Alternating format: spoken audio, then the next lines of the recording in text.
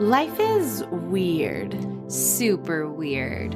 So, what did we decide to do with our fascination for the strange and unusual? We made a podcast about it. This is Weirdify. Now, let's get weird. We're back. We're back.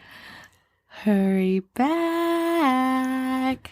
Don't forget to bring your death certificate. Hello,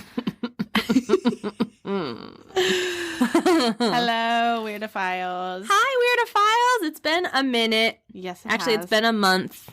It's been a long time. It has. A lot of things have happened. Indeed, they have. Good things. Yep. But welcome back. Welcome Literally back to you. Weirdify. Welcome back. Welcome back to Weirdify. Welcome back. We know you missed all of our amazing singing. Duh. Welcome back, Amanda. Thank you.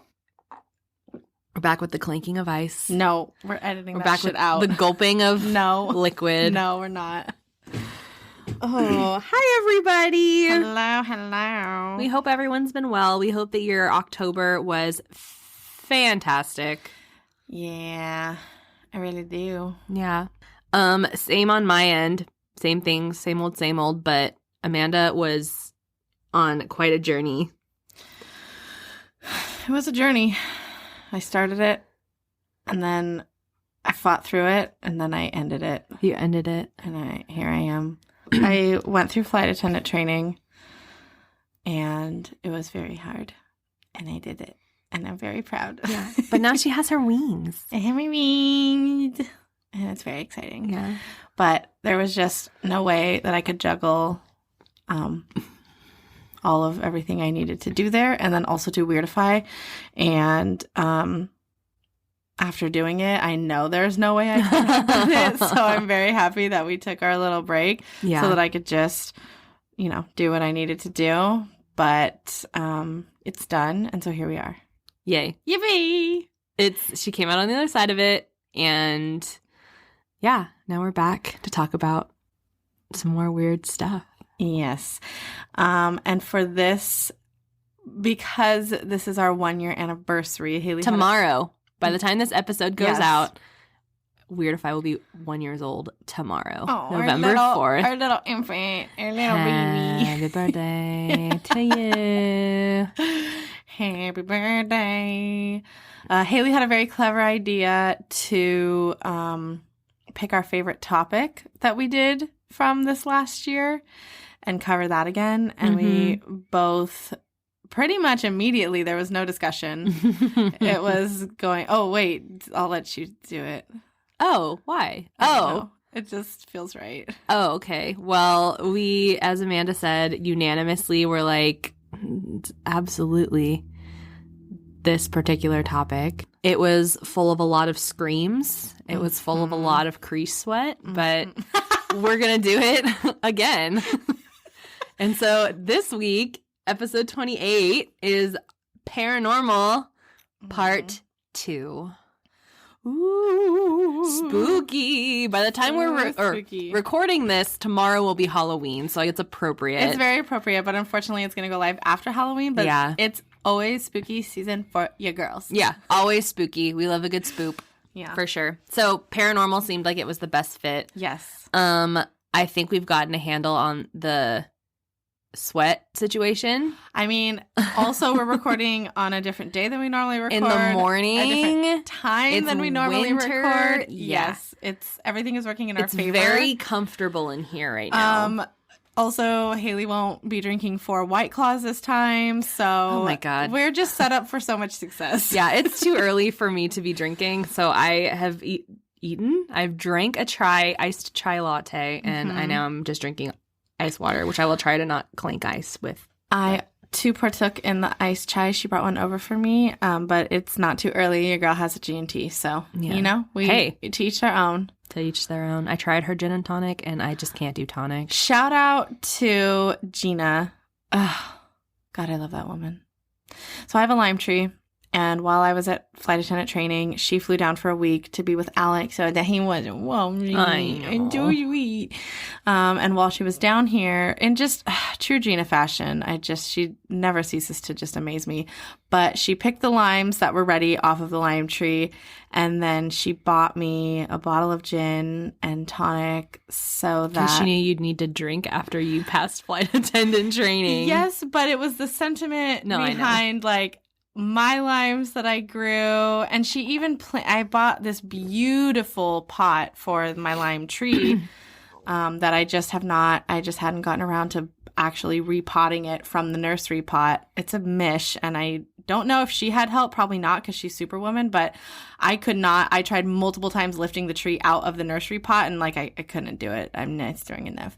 So, but you came home and it was in your nice little pot. Yeah. I love that story. It's so great. That's so sweet. And so thank you, Dina, because you are the reason I have a G&T right now. With lime. Gin and tonic. With lime. With lime. Yes. Anything else that we should touch on? Oh, I had a thing. You had a thing. Okay, so... Damn it, we already talked about the subject. Oh, well, this always happens. We'll circle back. We already announced we were talking about, like, we were going to dive into it. And it's okay. It's just...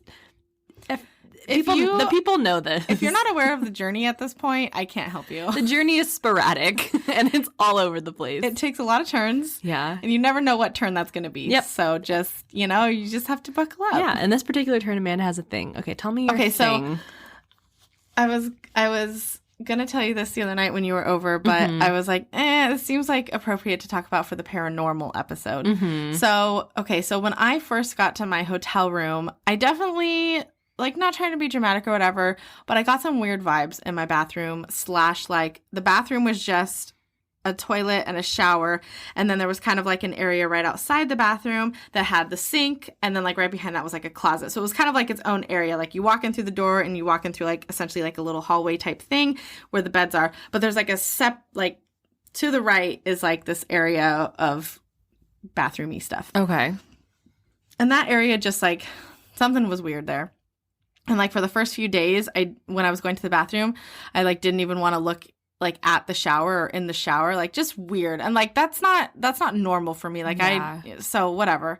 And, like, if I had to get up in the middle of the night and, like, go to the bathroom, or once my lights were off or something and I had to, like, get up and walk over there, it was just, like, ooh, it was just, like, heavy. You just feel it. Ooh, yeah. Yucky. And so, I mean, I listen to all of our episodes when they go live, like, when they go up. Just because why wouldn't I? But I still have not listened to the Portals episode because I knew it was going to freak me out, because looking in the mirrors of my hotel room was like weirding me out.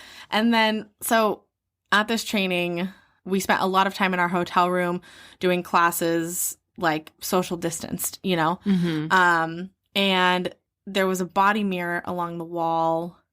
And the way that if I leaned back in the chair that I was sitting in, I could see the mirror in the reflection of that mirror of like the above the sink mirror. And it just always, like, I was just always thinking I was going to like see something. I don't know what that was, but it was just bad. It was bad vibes, bad juju. And so I made friends there, as one does when you are stuck together for that long. So we would study so much. Oh my gosh, we would study until like 11 or 12 at night, and then we would go upstairs to our rooms and continue studying on FaceTime. And I had mentioned to them multiple times, like, my room freaks, like, there's certain areas of my room that, like, freak me out or just, like, give me really weird vibes or whatever. And one of my friends, she brought this, like, aura cleansing spray, and then that ran out because she was, like, spraying everything. Even, like, the bus seats when we would go on the bus every day to go. Anyway, so she bought, like, another spray, and she was like, just let me know if you need spray. Like, just let me know what you need. Like, we can, get whatever it is out. Yeah. And I was like, yeah, I don't know. It's okay. Like, I'll just, not give it attention or whatever. Like, I'm very preoccupied, And so one night we were all on FaceTime, and I had the phone situated essentially against the wall facing the rest of the room. And the three of us are on FaceTime, and my friend goes, Amanda? And I was like, ah! And I was like, yes. He's like, okay, don't freak out. And he's like, I think I just saw something behind you. And like I can't it's one of those feelings that you can't really explain what happens to your body. Like you go cold or you go numb or like your fingertips tingle. And my other friend is like, why would you say that? Like, why would you say that? And he's like, no. He's like, I don't think it was like bad. He's like, I don't know. He's like, but what I saw above you was like 3 lights, and I thought it was just like like something refracting from the light or something like that. But then they started to move and like dance around above your head, and then they like flew off from your frame, like from the frame that was in the FaceTime. And I was like, I gotta go. I've got to leave. You said don't freak out, but my initial reaction is to freak out.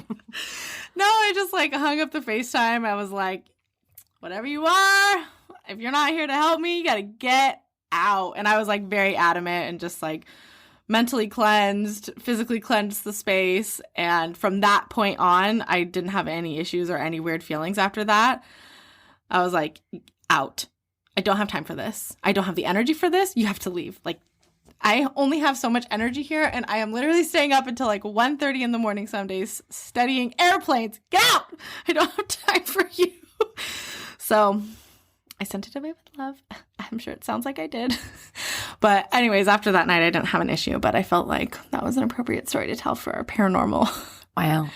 He's like, I didn't mean to scare you. And then like, you know, whenever I was like done mentally getting rid of this thing and or whatever those dots were, because that's not necessarily like a bad thing. No, my brain, I thought that I thought that they were going to say the stereotypical, like, okay, don't freak out, but is there another person there? Or, you know, I saw a shadow behind you or something, but 3 lights above you, okay, it's much lighter energy. Absolutely. Than I was anticipating. I was preparing for the worst. No, I was like, honestly, oh God. Same. And like I hopped back on FaceTime and he's like, oh, I'm really sorry. I didn't mean to scare you. And I was like, it's okay. I'm like, it's fine. Honestly, I just sent it away. I feel like I would just like rather know if there's lights dancing around my room than not. Anyways, wow, that's my story. Thank you for sharing that. You're very welcome. And thank you for waiting to share that until we were recording. Yep. And I'm glad that it was not on the other end of the spectrum as far as like the bad, the negative, since you were there for quite a while. I was there for quite a while. Yeah. I'm glad that you're back. I'm glad you're safe. And I'm glad that, I mean, the lights sound, although you've mentioned to me that it was a very difficult journey, I'm thinking that it was something that was looking out for you. Who knows? I don't know. I have no idea. But that doesn't sound like a negative thing. Right. But if you felt like a heavy presence, or maybe the lights were there to counteract the heavy presence or whatever was causing the heavy presence. Because if you felt nothing again, then I don't know. Well, thank you for sharing that story. You're welcome.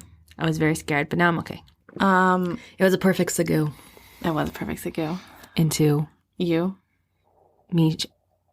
Well, my tummy's got a lot to say. Oh, I thought that was your throat. Nope, it wasn't. It was my tummy. It's digesting the hash browns and egg. All right. Okay, Miss Haley. Okay. Tell us what you brought. Let's do it again. Hold on. Okay. She's shifting in her seat. This chair is very noisy, so I want to shift while we're not talking. So otherwise it's like... That's not really the noise it makes at all. All right. Okay. So, in honor of Weirdify's 1-year anniversary, we have, as we said, decided to go back and look at the numerous topics that we've covered, and we decided which was our favorite. Although this episode was filled with many screams and a lot of sweat, as I said, our paranormal episode still ranks as our most favorite thus far. So let's dive in again. Now, the topic of paranormal encompasses a wide array of different things: telekinesis, psychic abilities, ghosts, essentially all things that reign outside of what scientists know to be true and can explain through facts and data. Also included in this is possession. Okay. So I'm sure we have all at some point in our lives either seen or at least heard of the numerous books, movies, television shows, etc. that touch on the topic of possession. Now, there does seem to be some sort of debate, at least to my understanding, when it comes to asking what causes a possession. And in order to evaluate and try to answer this question, each case is looked at from 2 sides, both scientific and spiritual. Both a psychiatrist and a Catholic priest will evaluate the possessed subject to determine whether the possession is backed by science, and then they give a psychiatric diagnosis, or if the possession is in fact of spiritual nature, usually demonic or dark, which tends to be the case in most pop culture. Now, I wholeheartedly believe that just as there is light in our world, that there is a great deal of darkness as well. I believe that entities thrive off of this darkness and often seek to obtain or take over a person's soul for their own personal gain or for some darker being, such as the devil himself. So that is the vein I will be diving into for this episode. Specifically, I will be discussing what I believe is the first and most abundantly documented possession and exorcism cases of the 20th century. This is the story of Emma Schmidt, but she is also known most often by her pseudonym Anna Ecklund. So, here we go. In Milwaukee, Wisconsin, on March 23rd, 1882, Emma Schmidt was born to two German immigrant parents. Her father had the reputation of being an alcoholic and was also known as being a womanizer. But her mother was strongly Catholic, and therefore Emma grew up attending the Catholic Church. From this point on, I will refer to Emma as Anna, and it has not been confirmed that her name, in fact, was Emma Schmidt. They assume that it was, but again, she has been known over the years by the pseudonym Anna Ecklund, which is why I will be referring to her as Anna. Okay. Anna made her first claims that she believed she was possessed at the age of 14.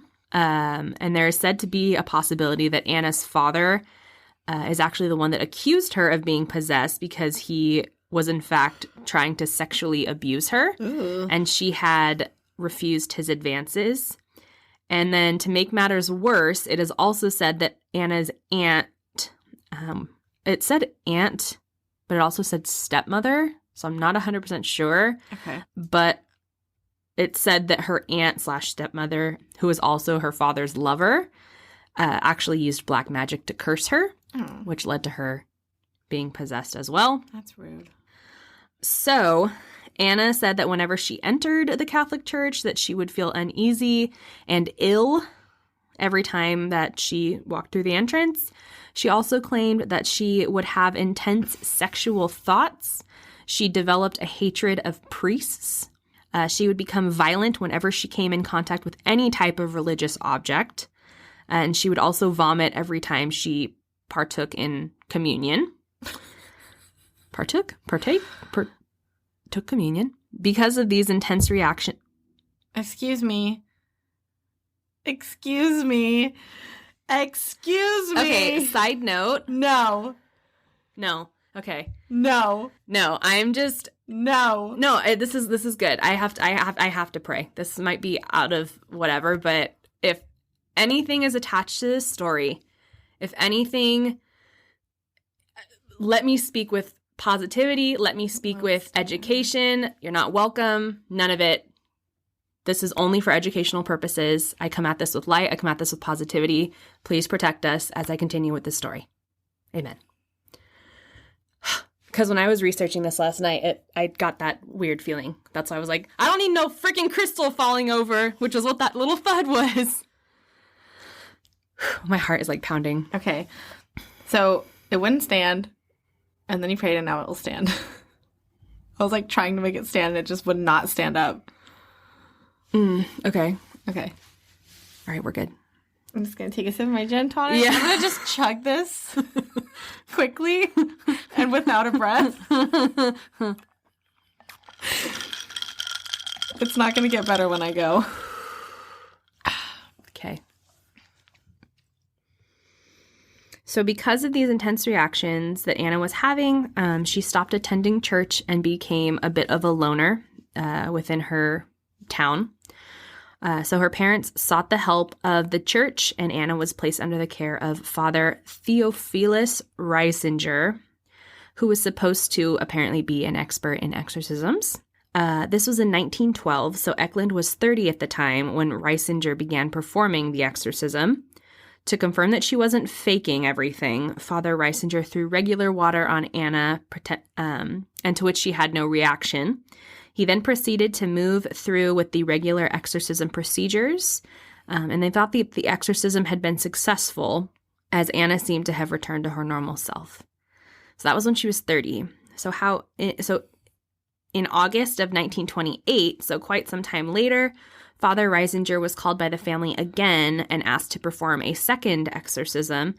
And at that time, he sought the help of another father, Father Joseph Steiger, who he asked to assist in the exorcism. And he also wanted to keep this particular exorcism private. So I guess the first one and the news of Anna's possession was kind of the talk of the town. Okay. And so for this second one, he wanted to make it much more secluded, much more private, and not as much of like a hot topic. Okay, sure. That's nice. Yeah, that's respectful. Father Steiger agreed to offer to use his parish in Iowa since it was a much more secluded building or place to perform the exorcism. Present at that second exorcism was Father Reisinger, Father Steiger, a couple of nuns, and then the parish housekeeper. During this exorcism, Anna was said to lift off the bed. She would float, and then she would land high above the room's door. So I think she would just project herself and then just like attach to the door. Attach on top of the door. I'm assuming like kind of like crawl Spider-Man the walls like Spider-Man. Yeah. Oh, okay, cool. Yeah. She would howl very loudly. She would hiss like a cat. She would talk in a high-pitched voice. Vomit violently, and then her body would contort into grotesque positions. When the father threw holy water onto her skin, it is said that her skin would sizzle and burn. Now, when Father Reisinger asked who possessed Anna, he got a one-word response that was just simply many. Oh! And the list of those possessing Anna included Beelzebub, Judas Iscariot. Who are these? So Beelzebub, I believe, is just another name for Satan. Oh. I believe. Let me confirm. Beelzebub. Okay. Sorry, there's ice again in this episode. It's a paranormal thing. And if you hear it extra clinking, it's because we're shaking, because this is a touchy subject. Ugh. We're scared. I feel like... Okay, Christian Bible. Nope. Oh, no. I'm pretty sure Beelzebub was the prince of demons. And so I believe he was kind of like Satan's right hand. Oh, okay. Yeah. Okay. I think. Okay, so I apologize. I believe there's Satan, and then there's Beelzebub, who's kind of like the right hand. Okay. And that's what I thought I had heard in other stories of this possession or whenever Beelzebub was brought up. So Beelzebub, Judas Iscariot, which is the one who betrayed Jesus. Okay. Simply that. Yeah. That Judas. That guy. When I was typing Judas, all I could think about is the TikTok thing where it's like, I brought you frankincense and I brought you murder. And it's like, oh, Judas. Do you know what I'm talking about? Oh, and now my brain just automatically associates things with TikTok. No, but TikTok would. Yeah. It's just really funny. Oh my gosh. Anyway. Okay. So Beelzebub, Judas Iscariot, and then also she was possessed by her father and then her stepmother or aunt, possibly both, and her name was Mina. And when she would speak in this high-pitched voice, they believed that it was Mina just mocking her. So Judas was there to convince Anna to commit suicide, so that way they could obtain her soul. Okay. Her father was there simply seeking revenge since she had refused his sexual advances when he was alive. And her stepmother was there just to appease Anna's father and had supposedly confessed to cursing her. Oh. Just because she was on team father that was a piece of shit. Okay. Yeah, he sounds like a fucking creep. Yeah. Well, Yeah. That's a touchy subject. Gross. But yeah, not ideal. During the exorcism, Father Steiger claimed that the demon had threatened him, and then supposedly that night he had ran his car off the road and into the railing of a bridge, but he was able to walk away fairly unscathed. Similar to what I was talking about, all the weird things that were happening with the Exorcist movie. remember how I talked about like either the cast and crew or the priest himself that they had, I think, like worked with? Yeah. Bad things were happening. Mm-hmm. Same kind of concept. So in December of 1928, the third and final exorcism took place.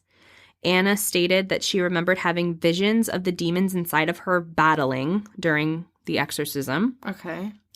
It is said that that's awful. I know. It is said in Reisinger's biography that the townspeople would be drawn to the church because of the smell and sounds that were emanating from it. The third exorcism was grueling, and Anna's bed would lift and she would leap off the bed toward the priest. Although he was exhausted, he was able to stand up and cast out the spirits. And then Anna fell back asleep, laid on the bed, and just was still. And Father Reisinger was like, they are gone. And that was simply it.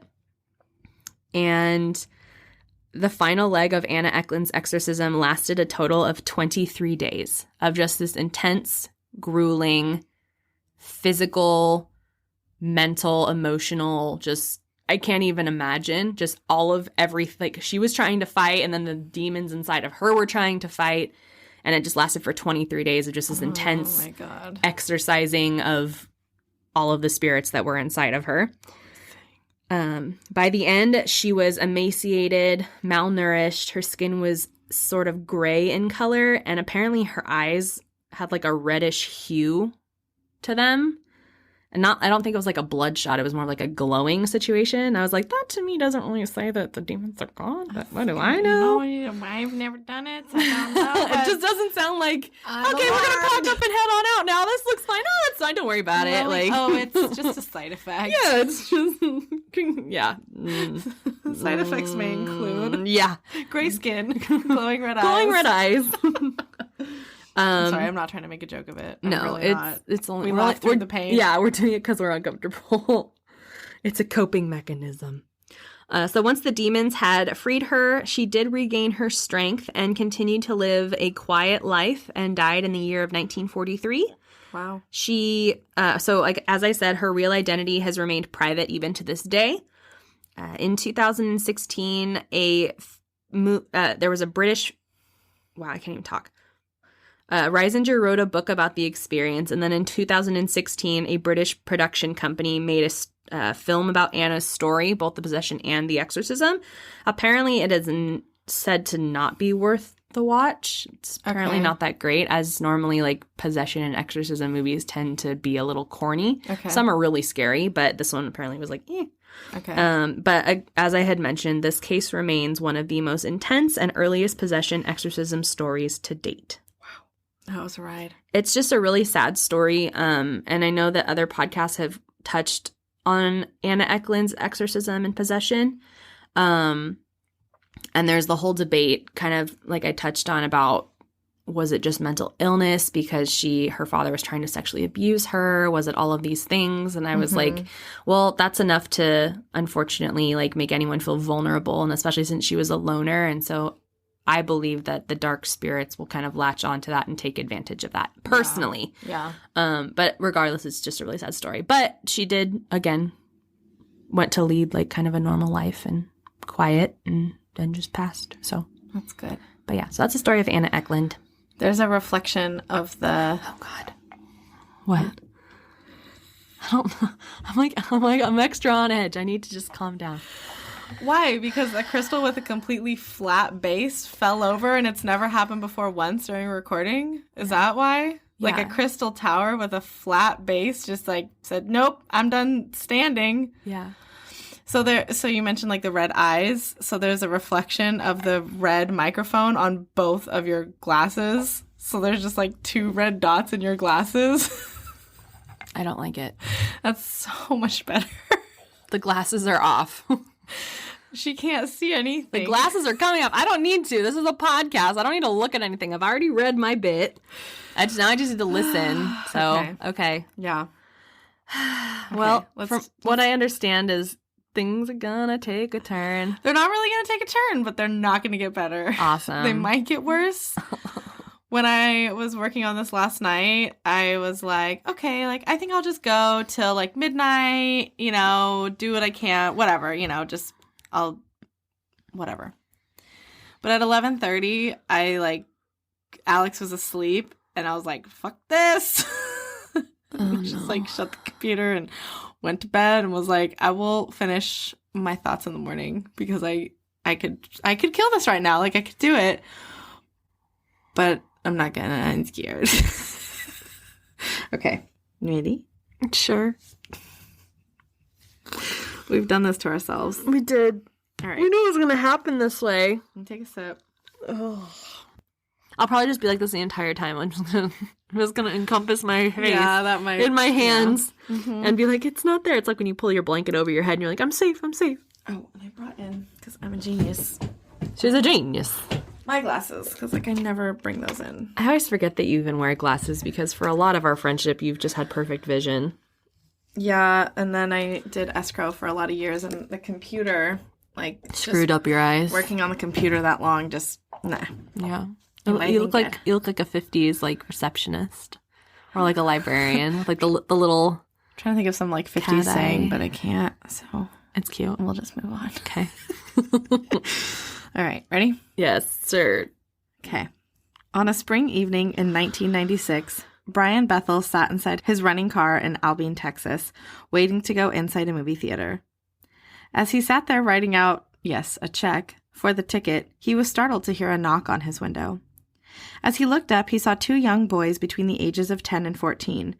Puzzled and trying to think of what these boys would need from him, money, a ride, etc., he felt a chill run down his core. The air changed. Brian was overwhelmed with fear and terror. One of the boys smiled, which chilled his blood further. Rolling down his window so slightly, he muttered, "Yes?" The boy smiled wider. The boy explains that they have a problem and they need money to see the film, and they'll need a ride to their house to get the money. Feeling even more uneasy, he manages out, well, he was surprised by the boy's age and the confidence that he spoke with. That's when the quiet boy, who hadn't said anything yet, unnervingly eyed him, which set off the boy who was doing the speaking. "Come on, mister," he insisted. "We just want to go to our house. We're just two little boys," which set off more alarms for Brian. "What movie were you going to see?" Brian finally spat out. "Mortal Kombat," said the boy. Brian glanced at the marquee to see that the movie started an hour ago and it was the last one playing for the night. The boy was even more agitated now. "Come on, mister, let us in," he went on. They locked eyes, and for the first time, Brian actually noticed their eyes. Jet black. There was no defining feature like a pupil. There was no white, no color other than black. "Come on, mister. We won't hurt you. You have to let us in. We don't have a gun. We can't come in unless you tell us it's okay." "Oh, no." "Let us in." Brian threw the car in reverse and raced out of there. As he left, he took one quick glance behind him, only to find them gone. Brian Bethel may be the first to report these strange children, but there are many more chilling stories of these black-eyed kids. Oh, she did black-eyed kids. Oh, God. Okay. Are you crying? No. Are you lying? No. About crying? No. Are you crying? Yes. Haley! Okay. Go ahead. My gosh. My story really unsettled me, and I hate black-eyed kids, but continue. Haley, no, we have to take a breather. No, I'm okay. No, you're literally crying. You are so... I can't. No. Okay. No, I'm okay. I promise. Go. I'm also very intrigued. I can't... Okay. So I had touched on, like, paranormal, like, touches on a lot of different things. Uh-huh. This isn't where I thought you were going. But I'm intrigued. Where did you think I was going to go? I don't know. I thought you were going to talk about, like, demonic possession, like a really scary ghost story or something as well. But, nope. All right. Well, this is B.E.K, everybody. I'm okay, I promise. Okay. Big gulp.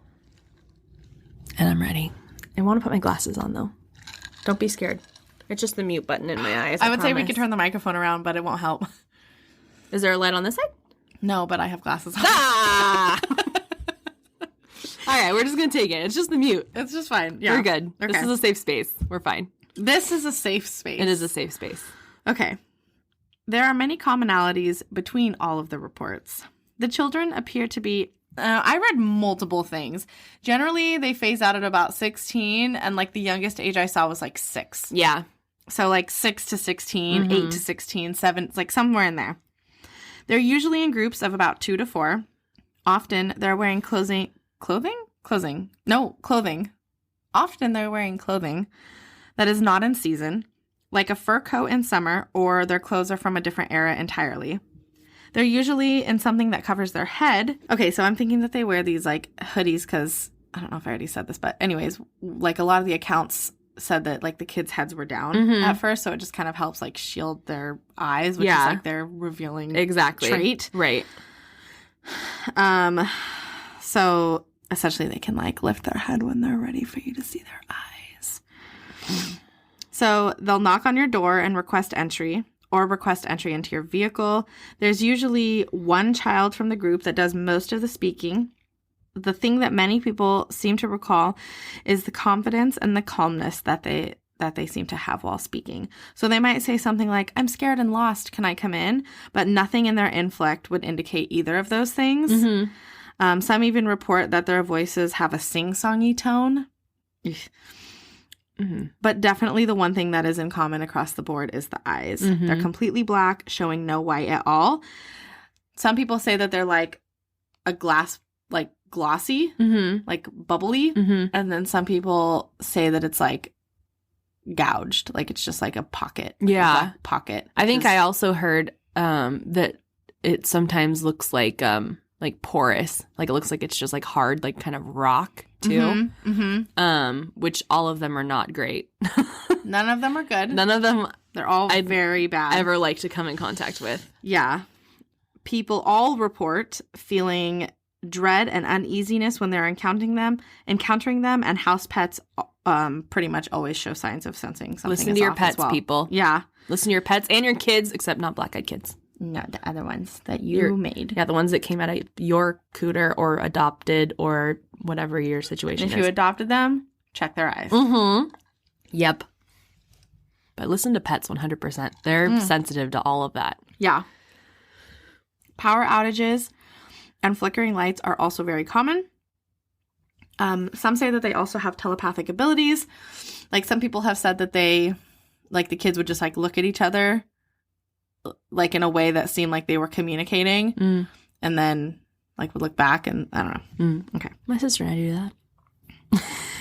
I feel like Kelsey didn't say that in the twins episode. Like you felt like you had that. Kelsey's like, oh no, the conversation thing, the feeling what each other felt. But we were talking about how we could have maybe 2 words over the span of like a 10-minute period and have an entire conversation. Otherwise, you're just looking at each other. So I get that. But we don't have black eyes. Nope. I'm looking at them. Right now, apparently I have red ones, but little red dots in your glasses. No, it's fine. Safe space.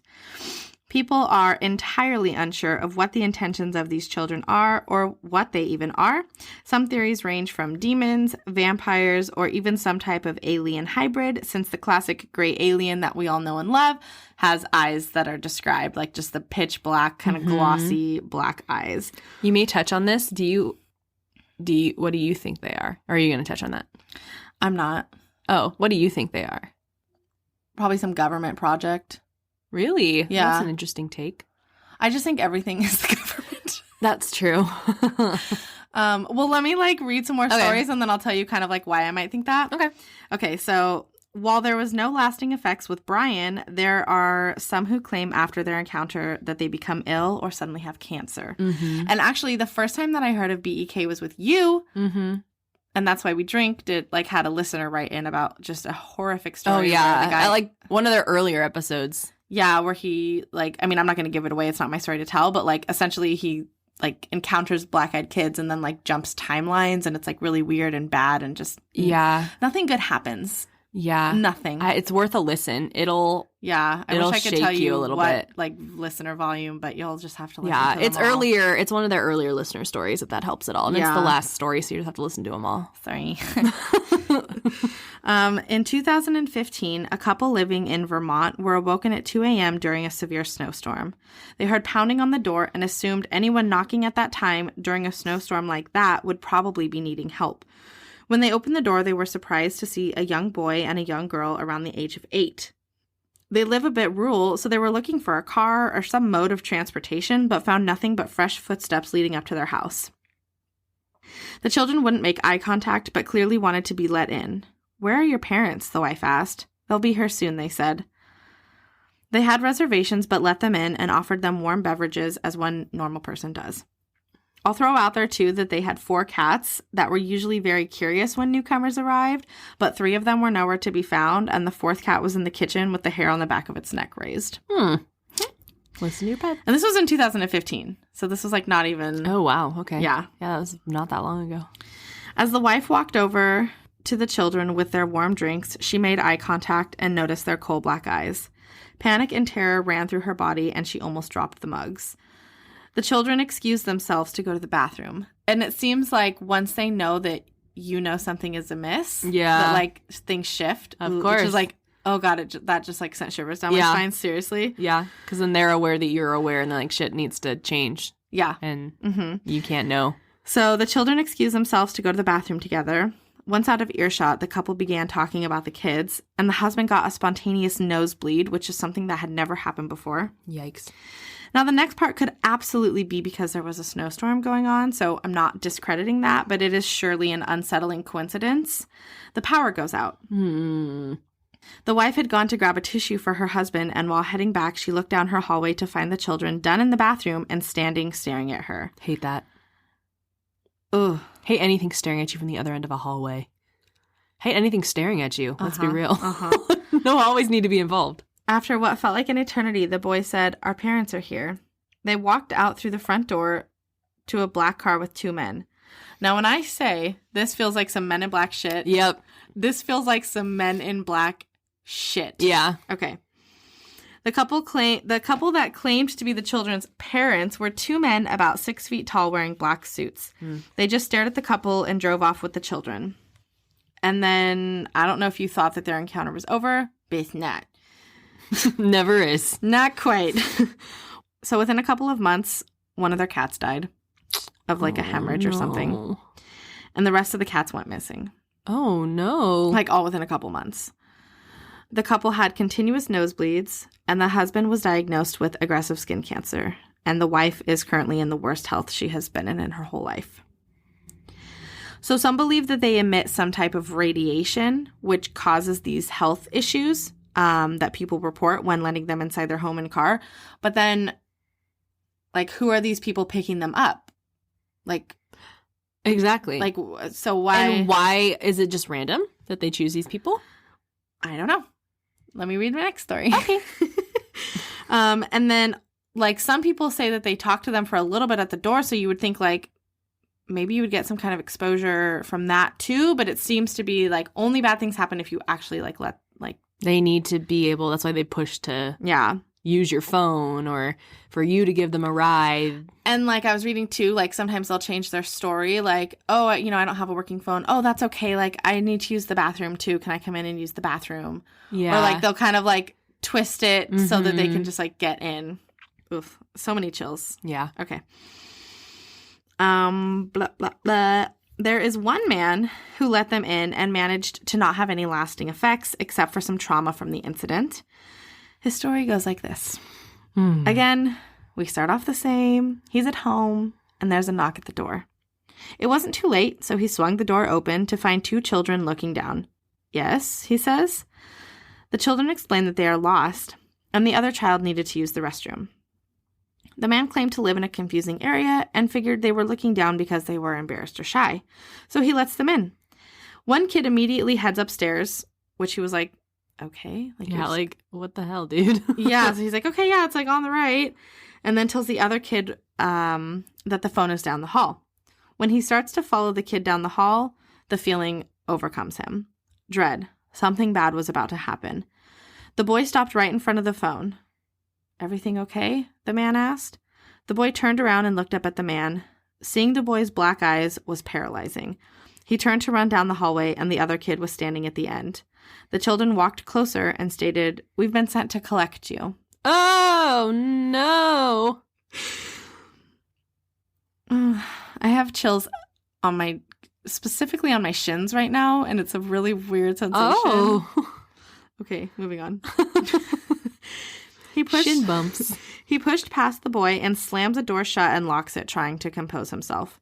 After what felt like an hour, he decides he needs to make a run for it.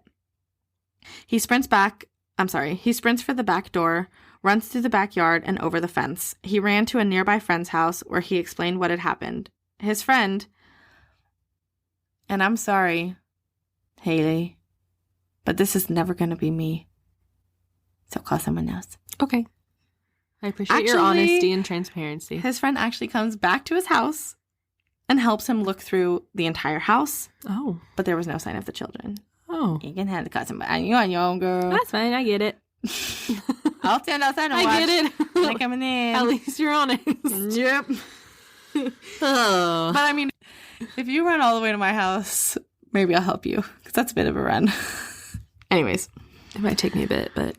While he never suffered anything physical after the encounter, as many do, he regularly has dreams of both children at the foot of his bed with their hands stretching out to him. And then Alex and I want to move to Portland. Mm-hmm. And there's quite a few B.E.K. in Portland, like B.E.K. stuff that I read about in Portland. Mm-hmm. So that's cool. But I think because like I know what they are, I'm going to be like, no. You have the prior knowledge. You can't get in my car. Versus Alex, where it's like, oh, these kids are like, it's pouring outside, you know? Alex, no! Yeah. I was going to say he's just like a good-natured person, so he's just going to want to help. And you're like, no!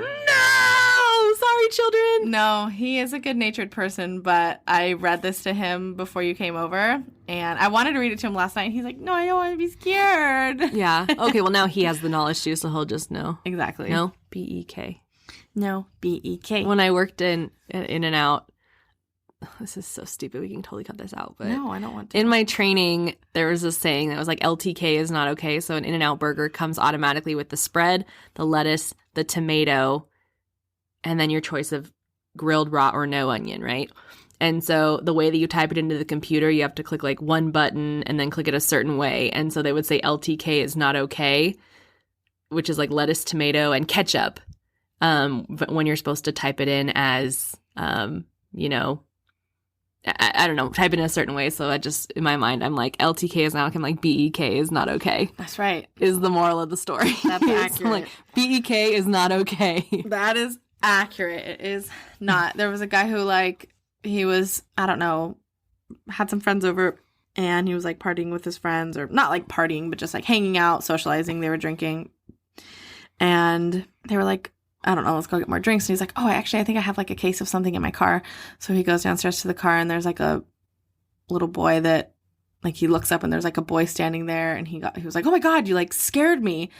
He's like, oh, like I need a ride, or I forget. I don't know. I didn't put this one down because it wasn't as exciting. But what struck me as weird is that one, because most of them are two.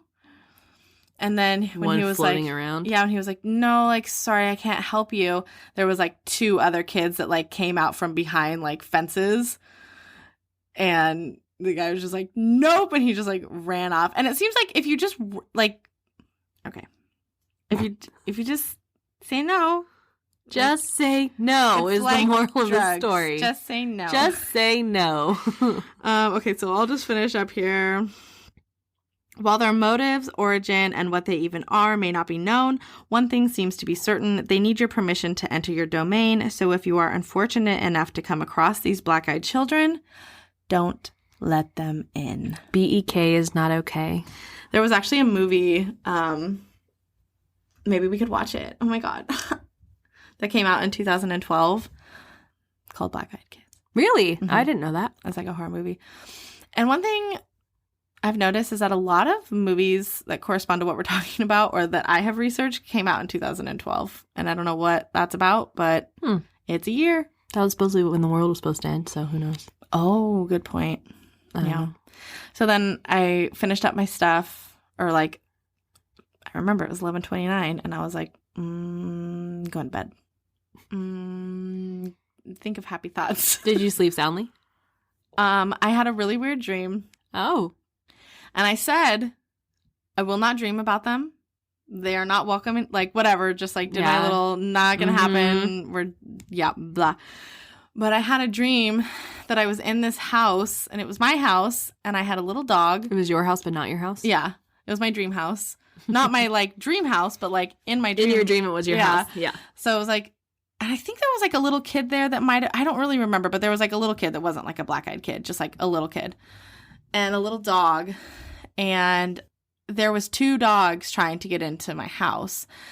And I told Alex that, and he's like, not the dog dreams again. And I was like, no. They weren't like scary at all. Yeah. But I just like, for some reason was like, no, you are not like allowed in my space. You are not allowed in here. And I kept like closing off like entrances that they were trying to get in, which is like, you should shut the door and a dog can't come in. Yeah. But it's a dream. So they just kept like coming on in. Yeah. And then at a certain point I had to like go outside, and like I had these like huge iron doors, like huge iron like fence doors that had like spider webs because they always stay open. Yeah. And I was like closing those to keep the dogs out. And I was just like, no, like you're not allowed in here. And then I woke up and I was like, oh, like I'm thinking of things like entering my space that I don't want in it. No! It seems like that is a regular, at least maybe on this whole spiritual journey or whatever that you've been on, it seems like that's a common thread, because your other one with the black dogs, it was like you sent vines to like let them, like to close them out. Mm-hmm. And so it's like about people or things like coming into your space, whether or not it's, you know, the black dogs or whatever, or if it's just like a symbol representing whatever. Which is interesting because like I don't feel unsafe here. No, I don't feel unsafe here. Definitely not. But Alex versus me, like, I would meet somebody and be like, oh, come on over for a drink. And Alex is like, no, I want to meet them, like, you know, a few times. And, like, I want to kind of, like, be comfortable with them before they're, like, allowed in my space. And so it's interesting that, like, that's, like, a reoccurring thing. Mm-hmm. I mean, it could just be, like, a control thing. It could just boil down to that. Or it's because you've been with Alex, so maybe that's, like, now, like, how you're kind of viewing things. You're like, no, this makes sense. And it's like, no, now my space, I kind of see it as, like, how he sees it, where it's like, no, like, I don't want to, I don't know, maybe. Yeah. It's just me speculating. But... I don't, like, I would still, like, just invite people over. Yeah. But that's just, like, a difference in, like, how we view things. But it is interesting because, yeah, I don't know. Like, I don't feel like people invade my space, and but yeah, whatever. We don't have to get into all of that, but yeah. It isn't just an interesting correlation amongst the dreams that you've had. It is, yeah. That you've shared on the podcast, too. Dogs, too.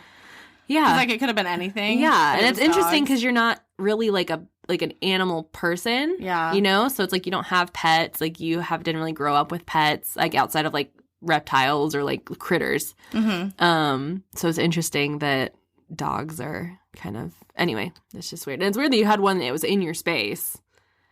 Was anything strange about that one? No, it was just like it was like lady, but like small, like that big, just like a little white fluffy dog. Maybe it was like the manifestation of like one of those lights that were protecting you, but in like a little dog form. Yeah, and I don't know who the kid was, but the kid wasn't bad either at all. It was just like 2 things that I was like, no, like you can't get in here. Interesting. Yeah, super weird. Very strange. But I definitely was like noticed the correlation after. But I was like, I did it like to myself. Like I did research on this shit right before I went to bed. Yeah. Like, I very knowingly was like, don't come in here. And so I was like, of course I'm going to dream. And that's going to like translate to a dream of me having like of things trying to come in, because I very openly was like, you will not come in my space. And this, you know, so it's very interesting how that works out. Yes. But so you think that they're just a government thing? So if I had to guess, and like not in like if I had to think logically, which is not fun to do, but I would think that it is some kind of like, because the people who do report seeing them and do let them in, like really weird bad shit happens to them, or they get like really sick. That's like definitely something, like people get cancer after they've come in contact with these B.E.Ks. So I feel like they're like some segment of the government. Like if I had to think, which maybe it's not logical, but like the most realistic that isn't like aliens, it's some segment of the government that like these kids have been missing. They've figured out a way to like have children. They've brainwashed them and done something to their chemical balance that makes their eyes black. And they can't figure out a way to like undo that. So it's just like a lasting like just like fat like thing. It's like a side effect. Like, I don't know. I mean, who knows? But yeah, it's like some sort of side effect of all of everything that they've been endured with the government. And then they have some button that emits radiation in their pocket. Because I just don't understand how else it doesn't affect the men in black picking them up. That's what I'm going to call them. Ding, ding, ding, ding, ding, ding. So I don't really know. But if I had to guess based off of that story and like, you know, people are going to believe it, people are not going to believe it. I just don't have any reason to not believe. Mm-hmm. You know, it's like there's so many reports of these things. So it's just like, whatever, you know. So I'm just inclined to believe this lady. This isn't from like 1890. Like this is from 6 years ago. So, you know, if somebody's really like picking them up, looking all men in blacky, that tells me that it's like something really weird. Maybe it's not government, but it probably is. What do you think? I definitely think it's kind of a mixture. So I think that it's definitely government related. I think it started as aliens, and I think that the initial start of it, the government, just like everything else, got a hold of it. But I think that... Do you think they made alien babies with people? Yeah, I do. I think that they...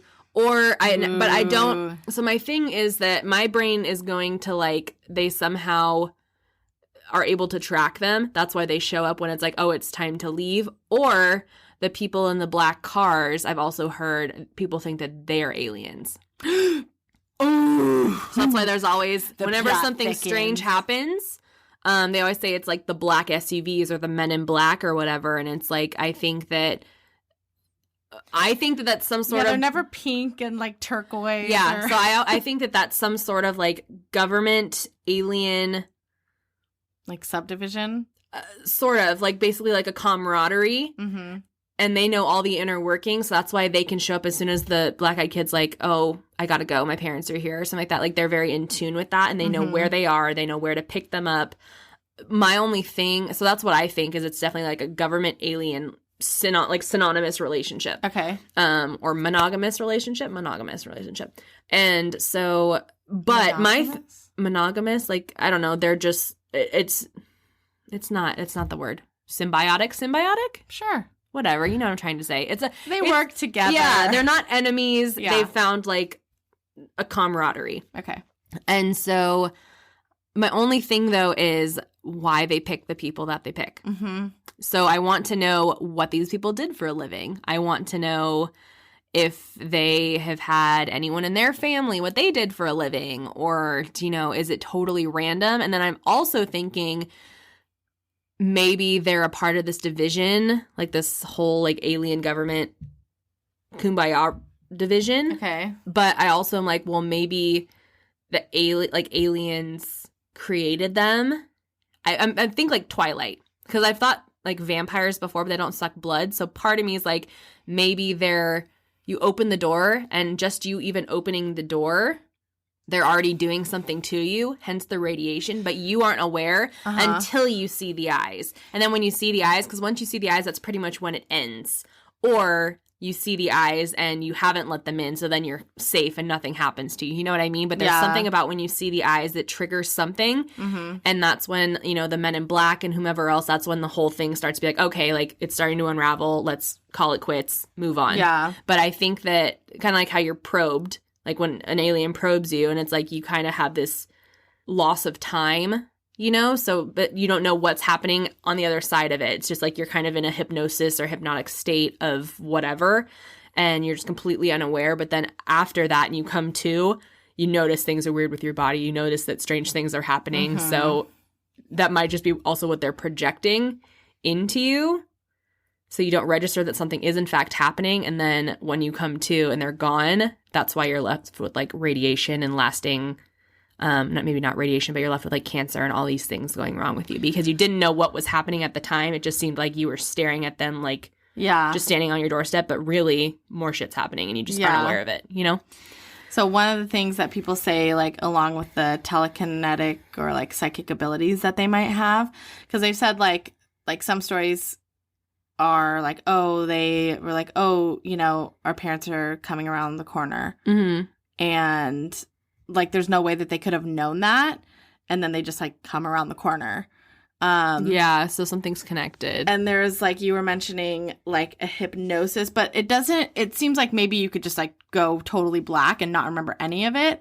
But it seems like there might be like something like in the reports of that. But what people do report is like a hypnosis when they're asking to be let in, that you're like, yes, like I need to let these kids in. Yeah, like they have a hold on you. And in the very first story with Brian that I, which is like pretty much the very first account ever of B.E.K's, which is another reason why I think it could be government related, because I'm like, if it wasn't, like a lot of this stuff is like you can go back in time, like throughout ancient times, and there's reports of these things. But the fact that like the very first account ever was in 1996, or like the dates varied, but like somewhere around the mid 90s, tells me that's like, okay, they were being made. Exactly. Or something. Exactly.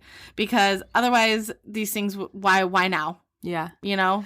My biggest question mark is why the people that see them. Yeah. You know, like why Brian, because he was sitting in his car writing a check for a movie ticket. Was it because he was vulnerable? He was looking down, and that's like, but then they're also coming to people's houses and actively like knocking on like the door, waking people up out of waking sleep. people up, where it's like, sleep, I guess you're vulnerable at sleep, but then it's like you have to actively be awake to like walk downstairs or walk down your hall to like answer the door, and to like, you know, you're already even more aware because you're like, oh my god, it's like 2:30 in the morning, like who's knocking on my door, you know what I mean? So you just, you're a little more hypersensitive to it, so I feel like it's not as vulnerable a time. So it's interesting because it's like they're trying to come into your space, but why these people?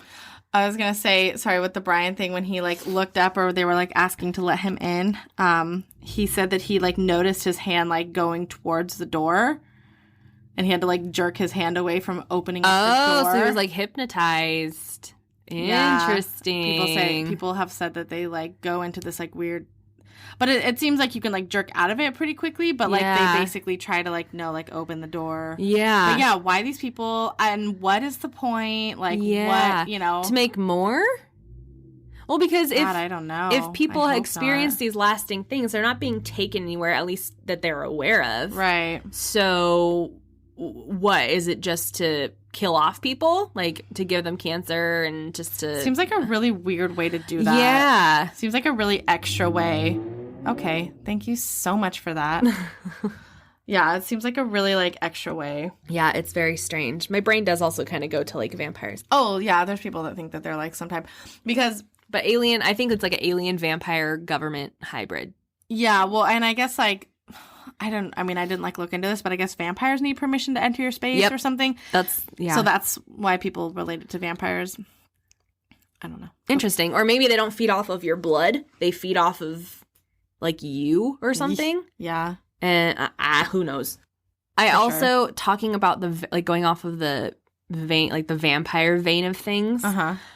It's interesting that you mentioned that there's a lot of stories about it in Portland, because Twilight, it's like they're there because they can't be in the sun because they sparkle, whatever.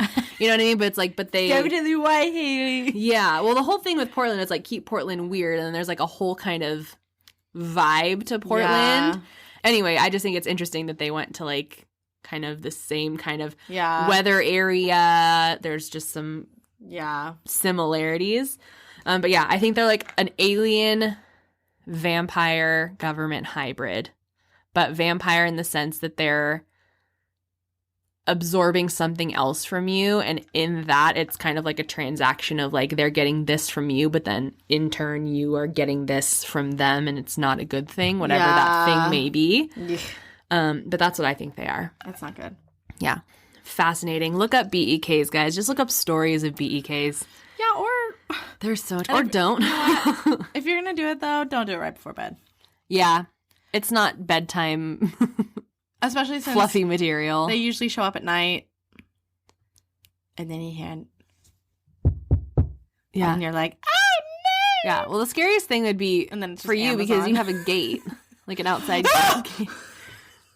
Because you're not going to hear knocking on the gate. I'm sorry, that was a shitty thing to say to you. I'm so sorry. That was awful to say. Okay, so Fuck you. I know. I'm sorry. That was a terrible thing to say. That was one of those times where I just spoke as I was thinking it's versus fine. like No, just think and speak. Just speak and just don't think. You know? So my brother used to date a guy. Miss him. Anyways, he was very tall and had very long arms. And people who have taller statures can, I don't know if I should say this. Who cares, right? They can unlock my gate because it's a deadbolt. Oh, yeah. But you can like reach over if you have really long arms and like unlock it. For us standard size, tiny travel size people. I mean, most people can't. It's difficult it, and it's kind of awkward to get onto the other side. Yeah. But long arms. He just like literally like just can unlock it. And so one night we were having them over. This was obviously a while ago. Not obviously, but this was a while ago. And yeah, he just walked into the gate because he could. And like, I don't care, you know. But there was a knock at the door. And when I looked up at the door, he's looking. We have like a little glass window at the top. And he's looking in the glass window. I can't explain. Like, I was crying. I was so scared. Well, because it's unnerving. It's one thing to hear a knock. No, but that's very alarming for me. Oh, well, yeah, because you have a gate. So it's like, huh? And then you see a face. And you don't anticipate seeing eyes and a face, so that's just completely a whole other level awful. It was awful. Yeah. I mean, and I do scare easy, but nobody knocks my door. Nobody knocks at my door. They can't. It's like you have to let me know that you're at the gate. Like, it's not a thing where you can just knock at the door. And that is by design. Anyways. Not ideal. Nobody better be knocking at my fucking door. Nope, no one's going to be knocking at your door. No. Nope. But I don't think they could because that's in my space. That's true. Right? You're, they would inside your gate is still part of your space. And it seems like they can't open doors.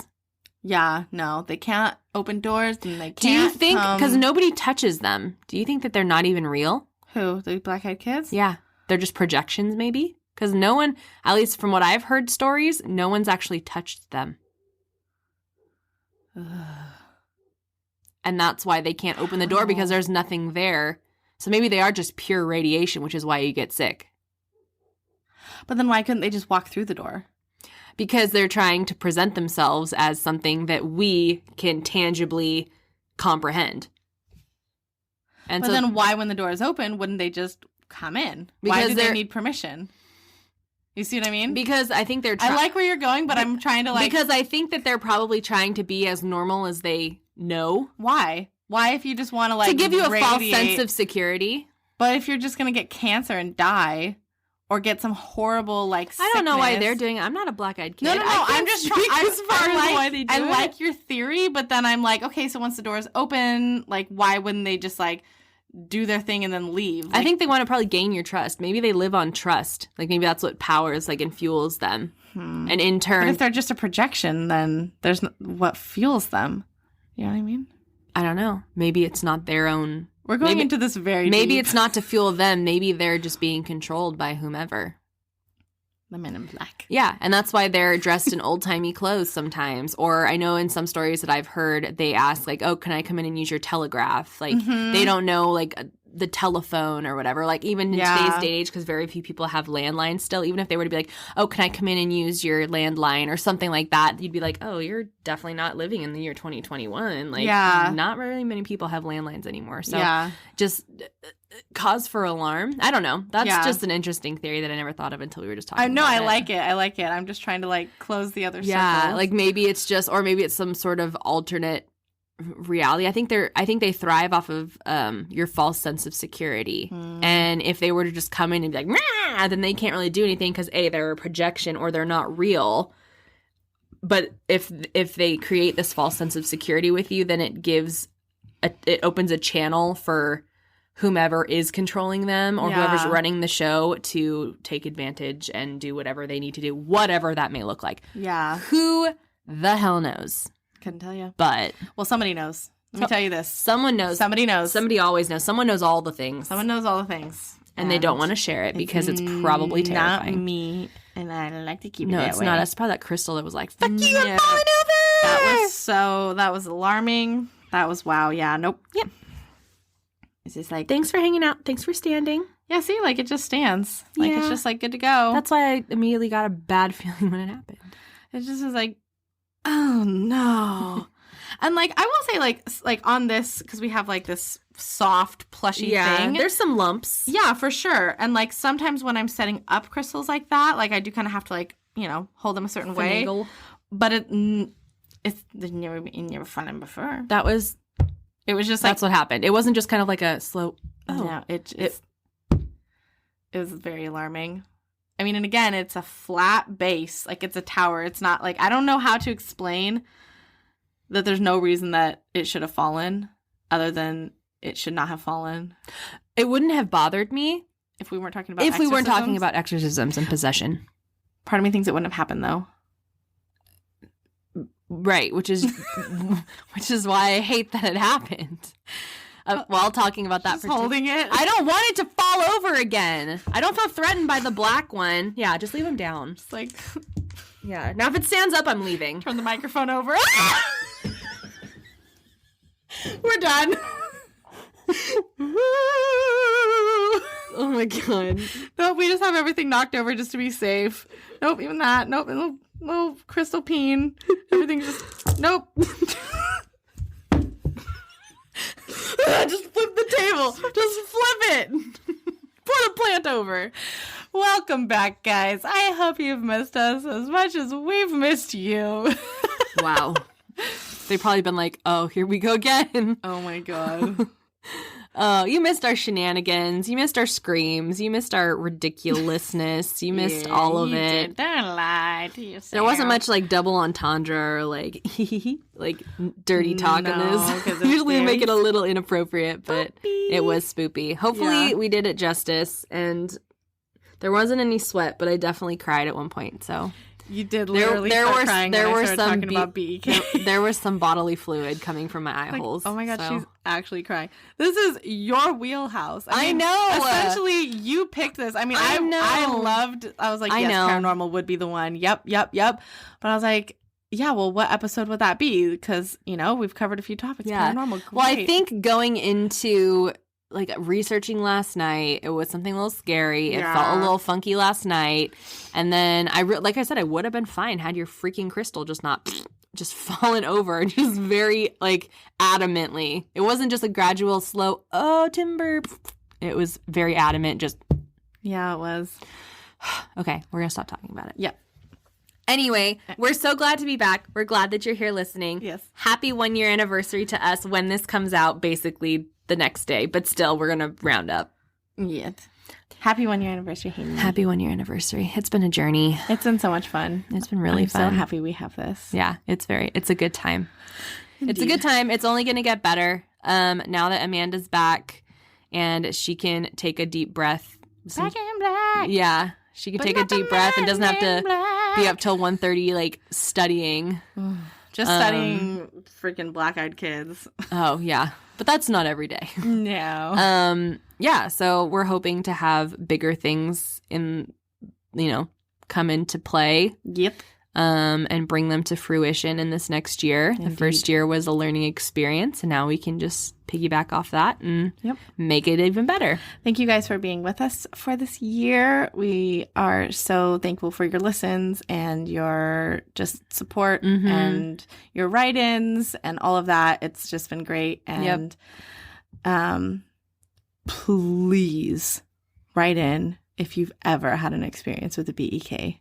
You know, we say write in your stories, and we want all the stories, but begging you. But I'm this one in particular, begging you.